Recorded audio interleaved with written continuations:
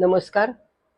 आपण मनाच्या श्लोकांचं विवेचन करत बघत असताना आज आपण 3 वर्षांनी येणारा जो अधिक मास आहे त्याच्याविषयी थोडंसं जाणून घेऊयात आणि आपले मनाचे श्लोक नेहमीप्रमाणे ते आपण चालूच ठेवणार आहोत. ज्येष्ठ महिना मध्ये यावेळेला अधिक मास आलेला आहे आणि अधिक मास म्हणजे पुरुषोत्तम मास असेही त्याला म्हणतात. अधिकात अधिक पुण्य कमवण्याचे दिवस. 3 वर्षातून एकदाच हा येतो. हे जे आहे याच्यामध्ये आपल्याला सगळ्यात महत्वाची म्हणजे या महिन्यामध्ये आध्यात्मिक उन्नती करण्यासाठी आपल्याला भक्ती, श्रद्धा, भावपूर्ण विष्णूंचाच हे पूजनाचे दिवस आहेत. म्हणून विष्णूंच्या पूजनांचं पण आपल्याला महत्व खूप मोठं आहे या महिन्यामध्ये. तसं बघायला गेलं तर दान, व्रत, नंतर आपल्याला अन्नदान, विद्यादान, दीपदान ह्या गोष्टी पण या महिन्यामध्ये आपण आता सगळीकडे कथा लागतील अधिक मासाच्या. सगळीकडे आपल्याला ह्या गोष्टी खूप वेगवेगळ्या प्रकाराने ऐकायला पण मिळतील. आणि म्हणून सगळ्यात महत्वाचं गोष्ट म्हणजे हा पुरुषोत्तम मास आहे.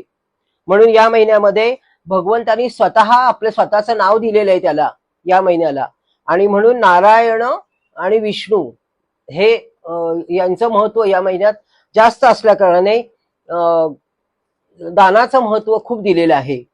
म्हणून कायिक, वाचिक, मानसिक ह्या तिन्ही पापांचा इथे नाश होतो.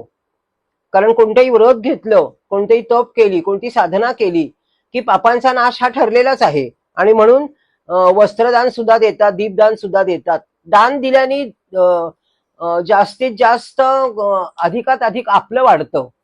दिल्याची भावना त्यामध्ये बदल केला पाहिजे की आपण देतोय तर आपण कोणी मोठं नाहीये म्हणून. त्या दानाच्या मध्ये सुद्धा खूप त्याचं शास्त्रीय महत्व दिलेलं आहे. आपण मागे बघितलेलं आहे, एक दानाचा व्हिडिओ केला होता आपण. तसंच आपल्याला याच्यामध्ये आपल्याला लक्षात येईल की प्रत्येकात तुम्हाला आता कळेल की सूर्यमासाप्रमाणे 365 दिवस येतात, चांद्रमासाप्रमाणे 354 दिवस येतात. जे उरलेले दिवस आहेत म्हणजे 11 दिवस उरतात आणि अधिक 11 अधिक गुणिले 3 33 असं करून वैज्ञानिकांनी त्याची ती बैठक बसवलेली आहे. कसे 33 दिवस त्याच्यामध्ये बसवलेत आणि हा स्वतंत्र महिना दिलेला आहे. आणि म्हणून ह्या महिन्याचं महत्व, या महिन्याला नावच मुळी पुरुषोत्तम दिलेलं आहे. आणि असं असून सुद्धा याच्यामध्ये संपूर्ण सकारात्मक आपल्या जीवनामध्ये बदल व्हावा याची सुरुवात इथून आहे. आणि म्हणून ह्याचं जास्तीत जास्त महत्व आहे. सगळ्यात महत्वाची गोष्ट म्हणजे या महिन्यामध्ये आपल्याला जर लक्षात आलं असेल तर विष्णू सहस्त्र नामाचं खूप मोठं महत्व आहे.